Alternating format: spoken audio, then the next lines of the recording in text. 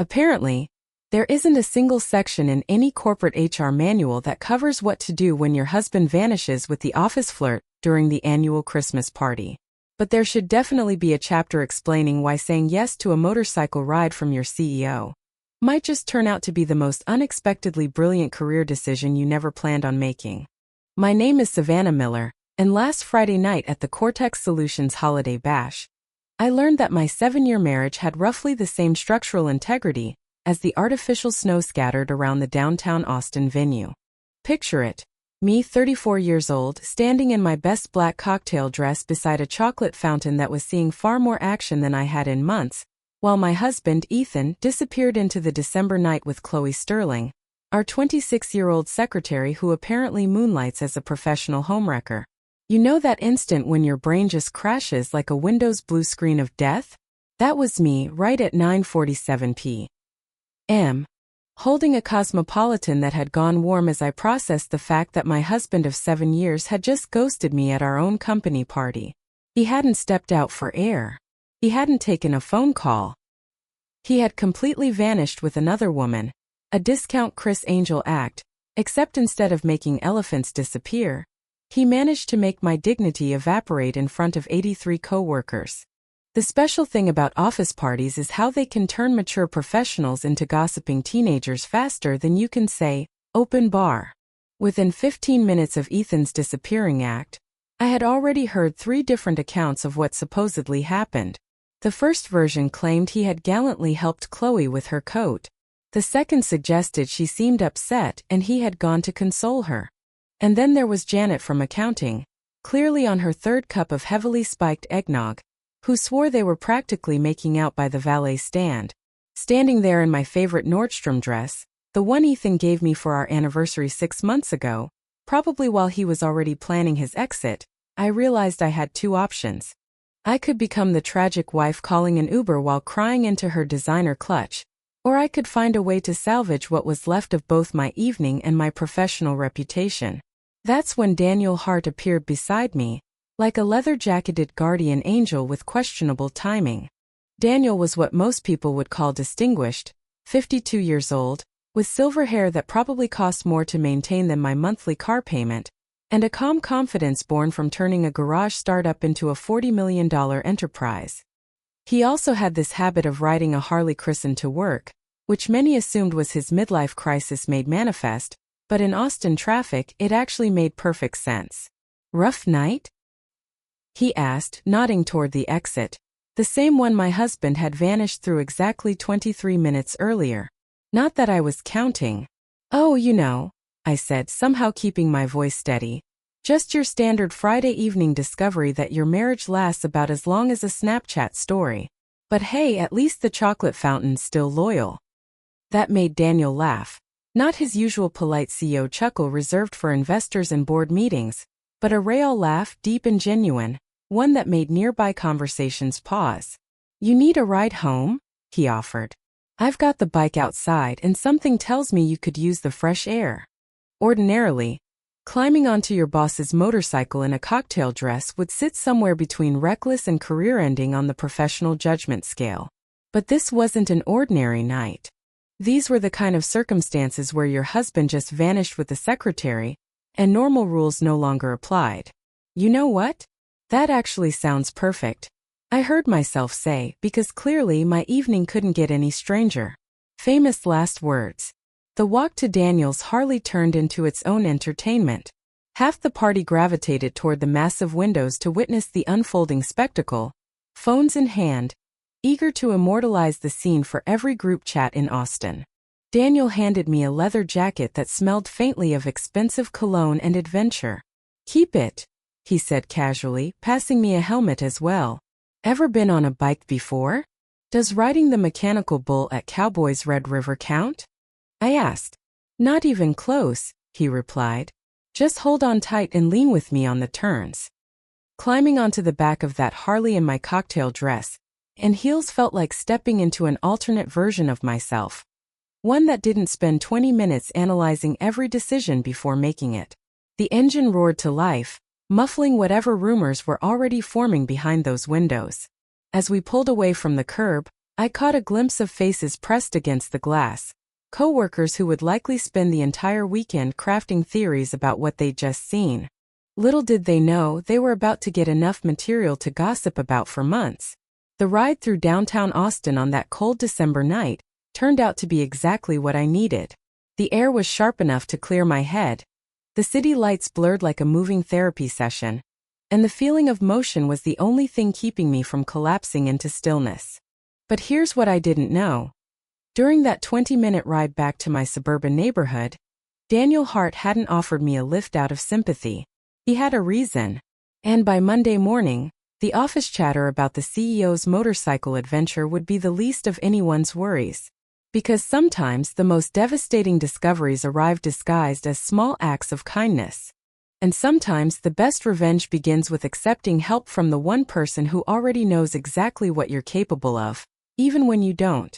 The weekend that followed what I now call the Great Motorcycle Incident of December felt like a twisted social experiment designed to test just how fast curiosity and digital gossip can spread through corporate America. By Saturday morning, my phone was buzzing nonstop, like an angry hornet trapped inside a mason jar. Apparently, someone had managed to capture photographic proof of my dramatic exit from the Cortex holiday party, and that image was spreading faster than a stomach virus in a daycare. The photo showed me climbing onto Daniel's Harley, his leather jacket draped over my cocktail dress, looking like an odd mashup of boardroom executive and rebellious biker. At 8:23 a.m., my sister Maya called with her usual flair for subtlety. "Holy moly, Savannah. Mom just sent me a screenshot from Linda Barrett, her neighbor whose daughter works at that marketing firm downtown. Apparently, you're Austin's newest corporate scandal. She wants to know whether you've completely lost your mind or finally found your backbone." "Good morning to you too, Maya," I said, sipping coffee. And for the record, I'm still deciding between those two options. By Sunday afternoon, I'd accumulated 17 text messages, 9 phone calls, and 1 impressively creative email from my college roommate in Portland, who had somehow heard about my motorcycle rebellion phase through her cousin's LinkedIn connections.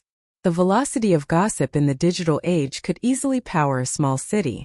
But the weekend's most notable feature? Silence from Ethan.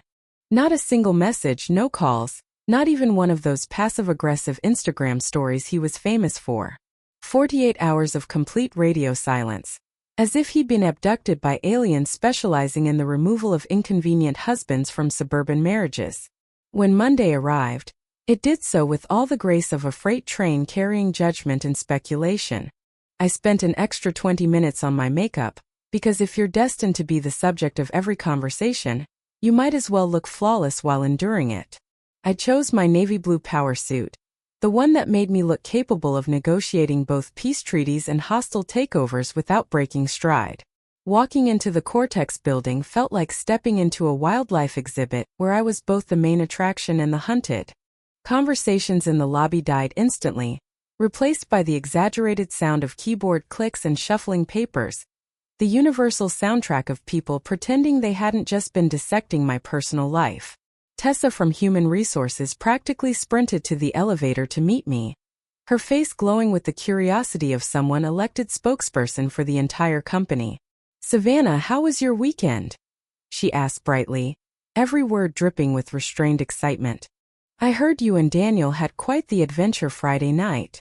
"Oh, I replied smoothly, "just a little motorcycle therapy session with the CEO. Very standard post-marital crisis transportation choice." By the time we reached the 4th floor, 3 more people had joined the elevator, obviously hoping to witness whatever might unfold. When the doors opened, it felt like arriving at a zoo enclosure during feeding time. My assistant Liam greeted me with a fresh coffee and the kind of knowing grin that said he'd spent his weekend fielding calls about my life. "Your Monday just got interesting," he said, sliding a stack of messages onto my desk. "Apparently, half of Austin's marketing crowd wants to know if you're free for lunch, and the other half wants to confirm whether Daniel Hart is single. Please tell me you're exaggerating." "I wish I were," he replied. "Also, Ethan called the office line 3 times yesterday. I told him you were unavailable. Figured that was the most diplomatic option." The morning unfolded like a surreal comedy sketch. Every conversation loaded with double meanings and subtle hints. The chatter by the water cooler died whenever I appeared. People suddenly discovered urgent errands that required passing my office. Reed from IT developed an intense fascination with the printer maintenance log, conveniently located near my door. But the real show began at 10:30, when Daniel entered the staff meeting with his usual Monday morning composure, giving no indication that anything even remotely unusual had happened. He moved through quarterly projections and client updates, as if the weekend's viral photograph didn't exist. The tension in the room could have powered the air conditioning, 23 sets of eyes darting between him and me, searching for signs of whatever fantasy they had built out of a single snapshot in 72 hours of speculation. Halfway through the meeting, Chloe appeared. She looked radiant, glowing skin, perfect hair, and the smug satisfaction of someone whose weekend had gone significantly better than mine. She handed Daniel a folder, her smile lingering just long enough to ignite another round of whispered theories. That's when I noticed Daniel watching me. His gaze wasn't casual, it was deliberate, assessing. It wasn't curiosity, it was calculation, like he was measuring something he couldn't yet define. The meeting ended with Daniel announcing a strategic restructuring initiative, complete with new security protocols and process evaluations. Vague corporate language that could mean anything from reviewing supply orders to dismantling entire departments. As people began filing out, Daniel caught my attention with a subtle nod. "Savannah, could you spare a few minutes? I'd like to discuss some upcoming marketing initiatives." The walk to his office felt longer than it should have. A quiet gauntlet lined with 23 colleagues pretending not to stare. Somehow, I knew that whatever conversation was about to happen would make Friday night's motorcycle ride look like a mere prologue to something much larger and far more complicated. And when Daniel closed his office door and switched on the white noise machine, the one he reserved for confidential board discussions, I realized that accepting that ride home had set off a chain of consequences I never could have imagined. Daniel's office felt different with the door closed and the low hum of the white noise machine filling the air. Less like a routine workplace chat and more like the opening scene of a corporate thriller I hadn't realized I'd been cast in. He gestured toward the same leather chair where I'd sat 3 years earlier during my interview, back when my biggest worry was whether my portfolio was strong enough to get me hired. "Coffee?" he asked, already pouring 2 cups from his personal espresso machine. "Something tells me you're going to need it." That sounds ominous enough to make me regret every life choice that's led me to this moment, I replied as he handed me a cup, his polite smile not quite reaching his eyes. "Savannah," he began, his tone flattening into something serious. "What I'm about to tell you doesn't leave this room until I say so. Can you handle that level of confidentiality?" Daniel, after spending the weekend as Austin's most talked about motorcycle passenger, "I think I can handle whatever corporate bomb you're about to drop." He leaned back, composed and deliberate, like someone who had rehearsed this conversation more than once. "Your husband has been selling our client acquisition strategies to Richardson Tech for the past 4 months. The words hit me like a bucket of ice water. Not the kind that wakes you up, the kind that freezes you in place. Richardson Tech. Our biggest rival. The same company that had been mysteriously outmaneuvering us for months. Landing the clients we'd spent weeks courting. Predicting our campaigns before we even launched them. Because apparently they could." "I'm sorry, what?" I managed to say, though my mind was already racing, connecting dots I hadn't wanted to see. "You're telling me that while I've been pulling 60-hour weeks trying to figure out how Richardson keeps beating us, my own husband has been handing them our playbook?" Daniel nodded grimly. "Every Monday meeting, every presentation outline, every new campaign your team developed, Richardson received a detailed summary within 48 hours. He opened a folder on his desk, revealing printed screenshots, email logs, and what looked like financial transfers. We've been tracking irregular activity since August. By October, the pattern was undeniable. I stared at the papers, watching the foundations of my marriage and my career collapse side by side. "How long have you known it was Ethan?" 6 weeks, Daniel said. "Our IT team traced the leaks to his company laptop.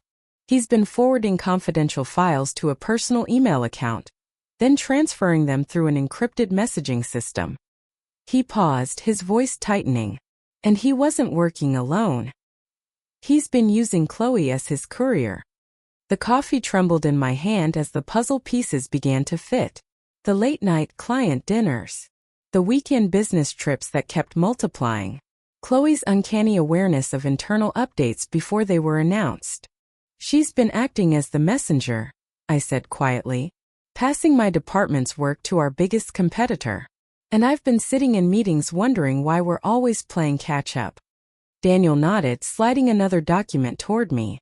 Here's where it gets even more interesting. 3 weeks ago, Richardson Tech offered Ethan a senior marketing position, double his salary, full benefits, and a signing bonus big enough to pay off your mortgage twice. My mind spun. He's been setting me up to fail while positioning himself as their savior. Every missed client, every sabotaged pitch, all part of his plan. Exactly, Daniel said. And Friday night's little disappearing act? That was his resignation party. He submitted his notice at 11:47 p.m., citing personal circumstances requiring immediate relocation.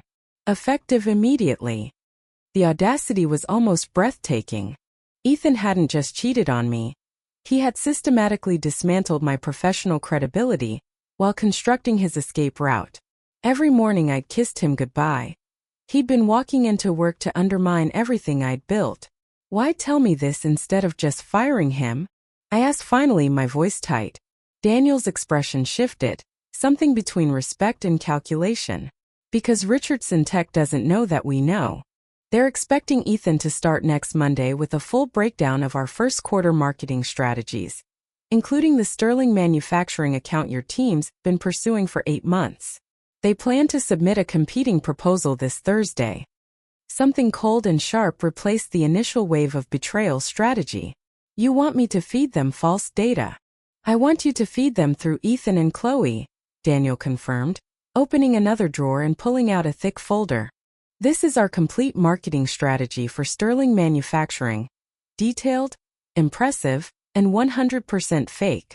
Every timeline, budget, and client insight is designed to lead Richardson Tech straight into the most catastrophic marketing disaster in Austin's corporate history. His smile was razor thin. Meanwhile, our real sterling proposal will be submitted Friday morning, with strategies they'll never see coming. The elegance of the plan hit me slowly. You're going to let them destroy themselves with the same information they stole. Daniel leaned back, the glint of satisfaction in his eyes unmistakable.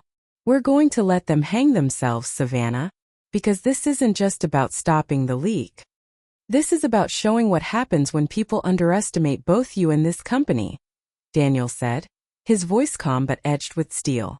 I looked down at the thick folder of fabricated marketing plans, then at the stack of evidence proving my husband's betrayal, and finally at Daniel, his expression sharp with expectation. 3 years of wondering why my campaigns never got the credit they deserved. 7 years of marriage to a man who had quietly dismantled my career, while pretending to cheer it on. What exactly are you proposing? I asked. I'm proposing we give your husband exactly what he's been chasing. Full access to our most confidential marketing intelligence, Daniel replied evenly. And I'm proposing that you become the most trusted informant Richardson Tech has ever had. The shape of revenge began to take form in my mind, sweet and deliberate, like sugar hardening into candy. So, you want me to become a double agent in my own marriage? I want you to take back control, Daniel said, leaning back in his chair. You've been played by people who assumed you were too loyal and too naive to fight back. The question is, are you ready to prove how wrong they were? Walking out of Daniel's office that afternoon felt like stepping into an alternate version of reality. Savannah Miller, the trusting wife who used to pack her husband's lunch every morning, had been replaced by someone far more dangerous. Someone with a mission that would make Machiavelli proud. The fake sterling manufacturing strategy weighed in my briefcase like 50 pounds of pure vindication. The next morning, Operation Breadcrumb Trail began. The beauty of feeding false information to someone who thinks you're oblivious is that they never question your sudden carelessness. I left the fake sterling proposal right on the kitchen counter while making coffee, knowing full well that Ethan couldn't resist photographing anything work-related before leaving for the day. "Big day today?" he asked casually, spreading butter on his toast with the same nonchalance he'd used for months while systematically destroying my career. "Oh, you know," I said, feigning fatigue. "Just the sterling manufacturing presentation that could make or break our first quarter results. Daniel has been breathing down everyone's neck. It's worth about $3 million in annual revenue." I watched his eyes flick toward the papers I had so helpfully placed beside the coffee maker. "Sounds intense," he said. "I'm sure you'll do great, honey." "Thanks," I replied smoothly. "I just hope Richardson Tech doesn't somehow get wind of our strategy. Daniel mentioned they've been a little too competitive lately." The irony was thick enough to cut with a butter knife. 2 hours later, a message from Daniel appeared on my phone. "Package delivered." Attached was a timestamp. Ethan had taken the photos at exactly 7:43 a.m. Wednesday brought what Daniel dubbed the confirmation phase. Our IT security team had installed monitoring software on Ethan's company laptop. Every keystroke, every file transfer, every encrypted message to Richardson now logged in real time. Watching the feed was like studying a parasite in its natural habitat. Disturbing, yet strangely fascinating.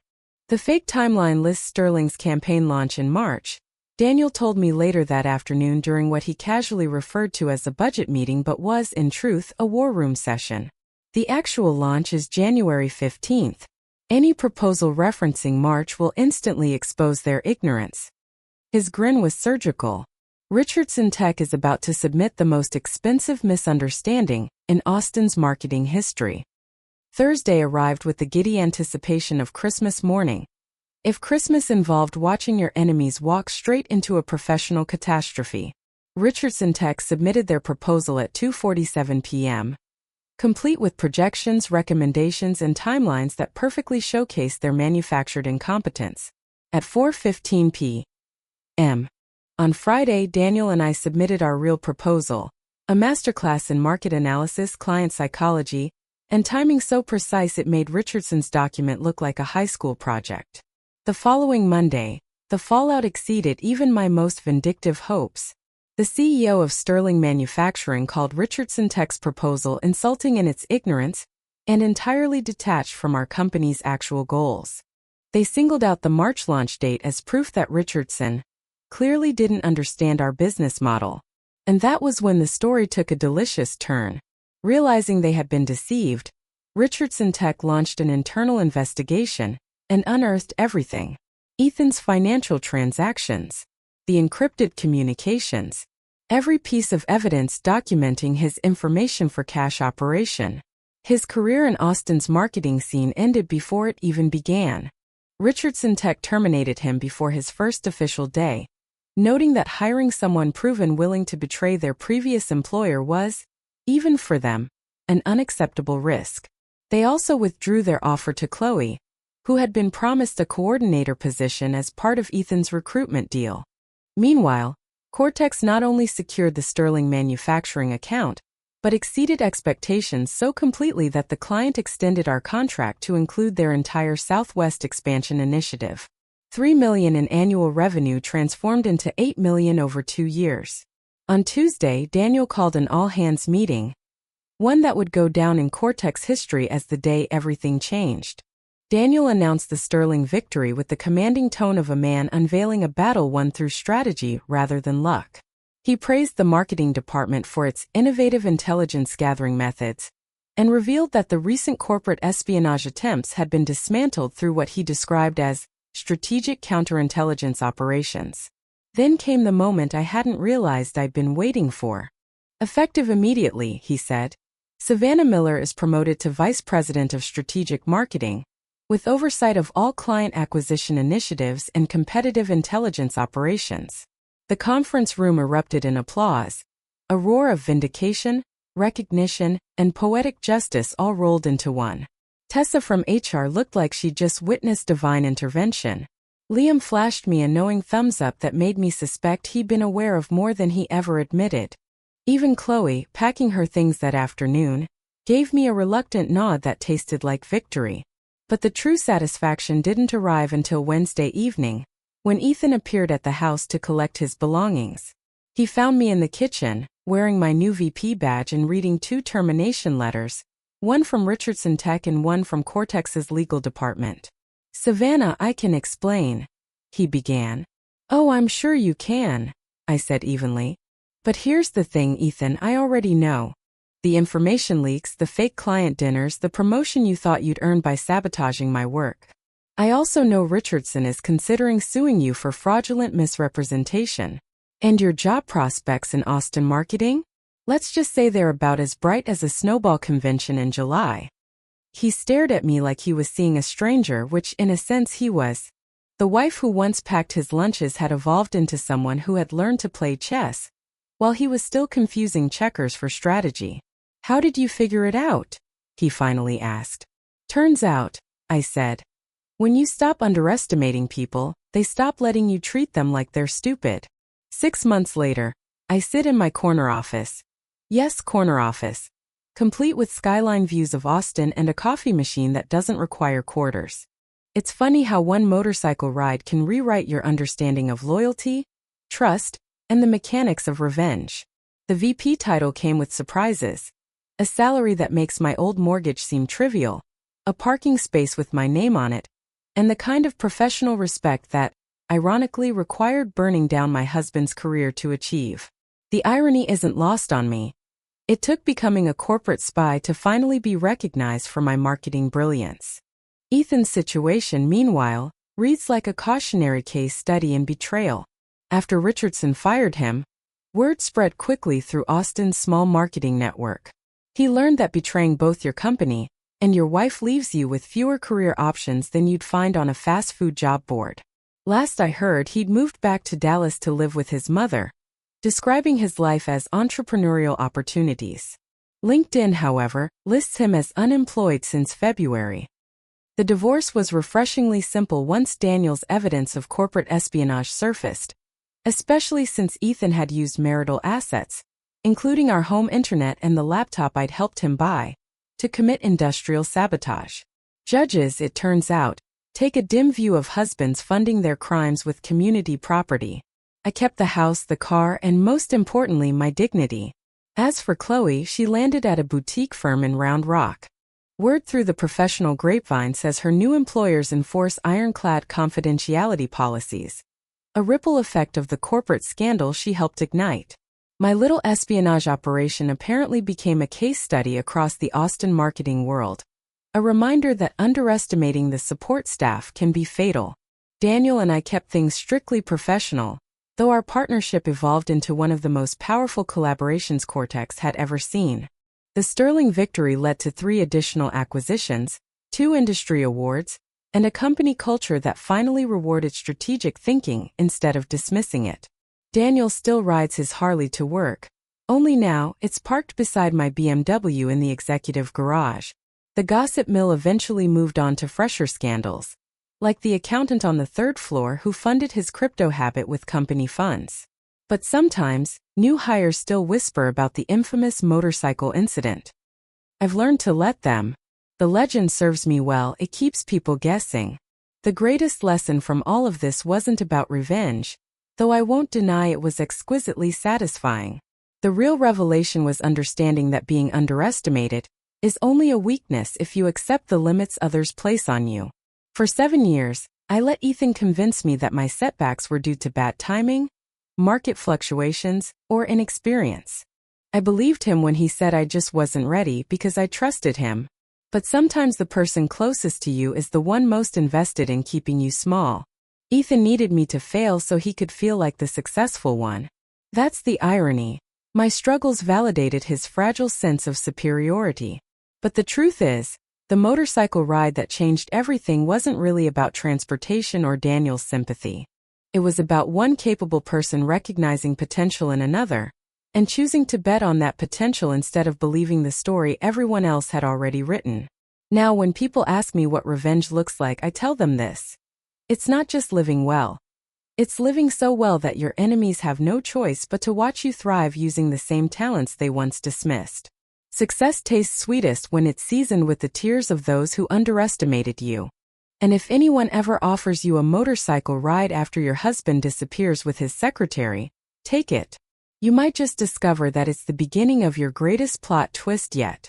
Because the best stories begin when you stop being a supporting character in your own life and finally write yourself as the hero who was there all along.